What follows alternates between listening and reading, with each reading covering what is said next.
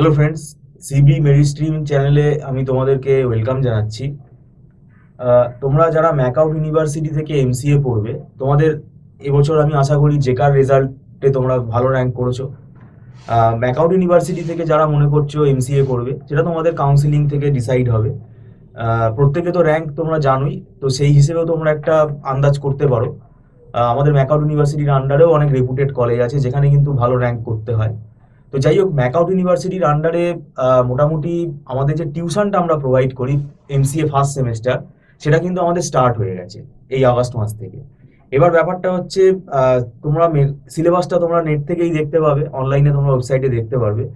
আমাদের এই এখন এমসিএ 2 বছরের হওয়াতে কি হয়েছে, মানে ম্যাকআউট ইউনিভার্সিটির যে এমসিএ এটা 2 বছরের, এবং সিলেবাসটা যথেষ্ট অ্যাডভান্স সিলেবাস এবং খুব মানে স্ট্যান্ডার্ড সিলেবাস। তো প্রত্যেকটা সেমেস্টারে কি হচ্ছে, এক্সেপ্ট ফাইনাল সেমেস্টারে তো শুধু প্রজেক্ট আছে আর কিছু অনলাইন টেকনোলজি কোর্স আছে। তো first semester, second semester, third সেমেস্টারে পেপার লোডটা অনেক বেড়ে গেছে, মানে নাম্বার অফ সাবজেক্ট কিন্তু অ্যাভারেজে অনেক বেড়ে গেছে, প্রায় 6টা 7টা করে সাবজেক্ট এসে গেছে। ফার্স্ট সেমেস্টারে আমরা কম্পালসারি সাবজেক্ট যেটা আছে সেটা পড়াই, মানে কম্পিউটার সায়েন্সের যে সাবজেক্ট আছে, যেমন তোমার পাইথন প্রোগ্রামিং আছে, আরডিবিএমএস আছে, কম্পিউটার অর্গানাইজেশন অ্যান্ড আর্কিটেকচার আছে, আর ডিসক্রিট ম্যাথামেটিক্স আছে। তো এই 4টে সাবজেক্ট এর যে সিলেবাস, অনেক বড় সিলেবাস। তো এবার এই 4টে সাবজেক্ট মিলে আমাদের কিন্তু লোডটা সত্যিই অনেক বেশি। এবং দেখতে গেলে আমাদের একটা ফেস্টিভ্যাল সিজন চলে আসে সামনে, অক্টোবর নভেম্বর মাস, সেখানে একটু ছুটি ছাটা থাকে। তো সেই জন্য দেখো, এই 4টে সাবজেক্ট কিন্তু কমপ্লিট তো করতে হবে, মানে দেরি করে আসলে কমপ্লিট করাটা কিন্তু আর যায় না, তখন আমাদের খুব টাফ হয়ে যায় ব্যাপারটা। কেননা প্রথম কথা, পাইথন প্রোগ্রামিং বলার কিছু নেই, কেননা তুমি যে কোনো এআই বলো, মানে মেশিন লার্নিং, ডেটা সায়েন্স, যাই বলো না কেন, ডেটা অ্যানালিটিক্স, তোমাকে পাইথন জানতেই হবে। এবং পাইথন কি জানতে হবে, এই যেটা আমাদের আছে সিলেবাস, মানে কোর পাইথন ডিটেলসে জানতে হবে, কারণ তোমাকে কোর পাইথন কেউ শেখাবে না। তুমি যে টেকনোলজিগুলো নাম শুনবে, এগুলো শিখতে গেলে তোমাকে এই কোর পাইথন ভালো করে শিখে যেতে হবে। তো সেটা অনেক বড় সিলেবাস, সেটা সেমেস্টারে কমপ্লিট করা খুব ডিফিকাল্ট। আর কম্পিউটার অর্গানাইজেশন আছে, কম্পিউটার অর্গানাইজেশনের মধ্যে আমি বলে রাখি, এর মধ্যে কিন্তু ডিজিটাল ইলেকট্রনিক্স একটা চ্যাপ্টার, মানে একটা ইউনিটের ভেতরেই দিয়ে দিয়েছে। ডিজিটাল ইলেকট্রনিক্স কিন্তু বিটেকে একটা আলাদা সাবজেক্ট হিসেবে থাকে। তাহলে কম্পিউটার অর্গানাইজেশন কিন্তু ইকুইভ্যালেন্ট টু 2 সাবজেক্ট, এটা কিন্তু মাথায় রাখতে হবে। কম্পিউটার আর্কিটেকচার আগে, ডিজিটাল ইলেকট্রনিক্সও আছে আর কম্পিউটার আর্কিটেকচারও আছে। এগুলো তোমাদের মানে তোমরা যাতে জানতে পারো, আমি সেই জন্যই বলছি। সেটা তোমরা নিজে নিজেই পড়ো বা টিচার গাইডেন্স নাও বা সেলফ স্টাডি করো, তোমাদের সুবিধা হবে। আর ডিসক্রিট ম্যাথামেটিক্সেরও সিলেবাস অনেক বড়, অনেকগুলো চ্যাপ্টার রয়েছে। তো এখন ব্যাপারটা হচ্ছে, এর পাশাপাশি আরডিবিএমএস বলে যে সাবজেক্টটা আছে, সেখানে তো এসকিউএল প্রোগ্রামিং, পিএল এসকিউএল সবই আছে, ডেটাবেস ম্যানেজমেন্ট সিস্টেম সবই আছে। তো ব্যাপারটা কি দাঁড়াচ্ছে, যে এইগুলো স্টুডেন্ট মনে করে যে আমরা মুখস্থ করে স্টার্ট করে দেবো, একটা সাজেশন করে মুখস্থ করে, কিন্তু তাতে কোনো লাভ হবে না।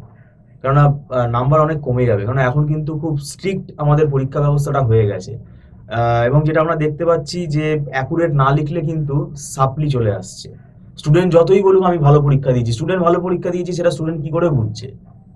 সেটা তার পক্ষে বোঝা, আমরা যে পরীক্ষা দিয়েছে সে বলবে হ্যাঁ আমি ভালো পরীক্ষা দিয়েছি। হ্যাঁ, কিছু কিছু ক্ষেত্রে ব্যতিক্রম আছে, সে হয়তো ভালো পরীক্ষা দিয়েছে, সেটা ব্যাপারটা আছে, কিন্তু ব্যাপারটা আমরা যেটা দেখতে পাচ্ছি, যে আমাদেরকেই ফোন করে, মানে পরীক্ষার 1 মাস আগে ফোন করে, তার মানে সে কিছুই পড়েনি।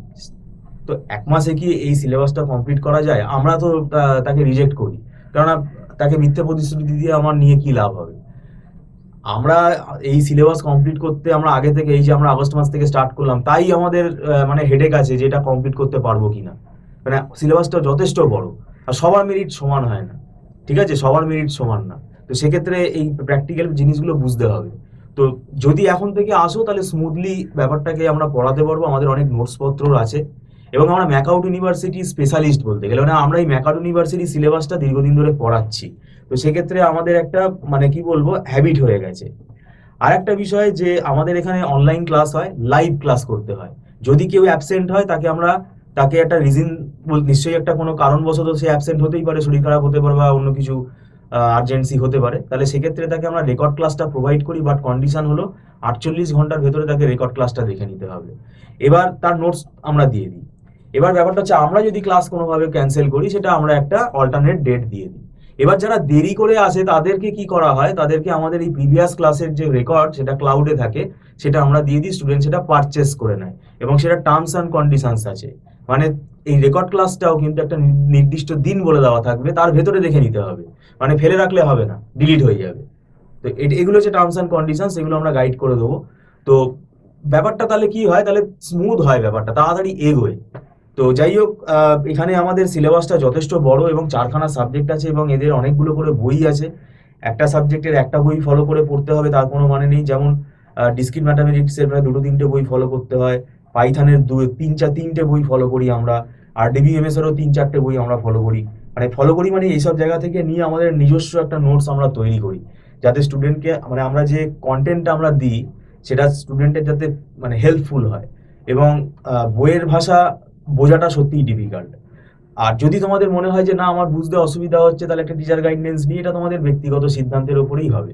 তা যাই হোক, আমরা বলবো ভাই বেশি দেরি করে এসো না, তাহলে পুজোর পরে আসলে তখন কিন্তু সিলেবাস অনেকটাই এগিয়ে যাবে, তখন কিন্তু মুশকিল হয়ে যাবে।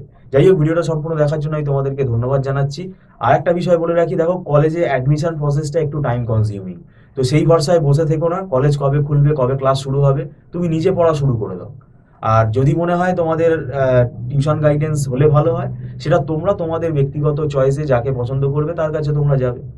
তো আর আরেকটা বিষয় এখানে মনে রাখতে হবে যে এই মানে পাইথন প্রোগ্রামিং বলো যাই বলো, এই সাবজেক্টগুলো কিন্তু মানে আমাদের ইন্টারভিউতে কিন্তু খুব জরুরি। ইন্টারভিউতে কিন্তু আমাদের জিজ্ঞেস করবে, বিশেষ করে আরডিবিএমএস তো করবেই, এসকিউএল, পিএল এসকিউএল, এগুলো সবই কিন্তু আমাদের আমাদের এখন টার্গেট করতে হবে, পরীক্ষায় পাস করতে হবে এবং ইন্টারভিউ বোর্ডে আমাকে ইন্টারভিউটা ক্র্যাক করতে হবে।